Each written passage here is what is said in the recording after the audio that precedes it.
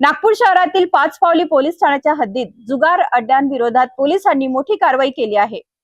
वरिष्ठांच्या मार्गदर्शनाखाली लष्करी बाग, वैशालीनगर आणि नाईक तलाव परिसरात एकाच वेळी 3 ठिकाणी छापे टाकण्यात आले।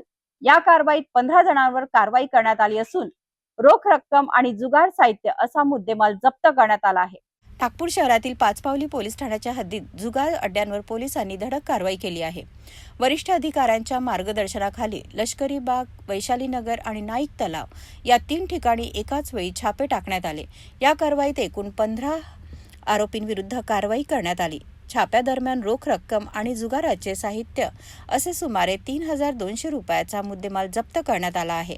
ही कारवाई पाचपावली पोलीस ठाण्याच्या डीबी पथकाने केली असून डीबी पथकाचे प्रमुख API बोंडे यांच्या नेतृत्वाखाली हवालदार तायडे, हवालदार समजुरे आणि हवालदार भटकर यांनी ही यशस्वीरित्या कारवाई केली। जुगार आणि अवैध धंद्याविरोधातील पोलिसांची कारवाई पुढेही सुरू राहणार असल्याचे पोलिसांकडून सांगण्यात आले आहे।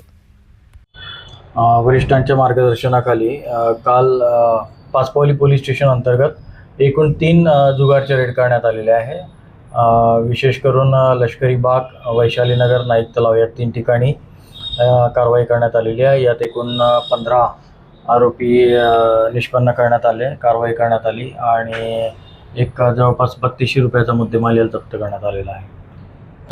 डीबी पथकाचे प्रमुख जे आहेत API बोंडे, तसेच हवालदार तायडे, हवालदार समजुरे आणि हवालदार भटकर यांच्या पथकाने ही कारवाई केलेली आहे। अवैध जुगार आणि गुन्हेगारीला आळा घालण्यासाठी पोलिसांनी कारवाईची मोहीम अधिक तीव्र केली असून अशा प्रकारच्या अवैध धंद्याविरोधातील कारवाई यापुढेही सुरू राहणार असल्याचे पोलिसांनी स्पष्ट केले आहे।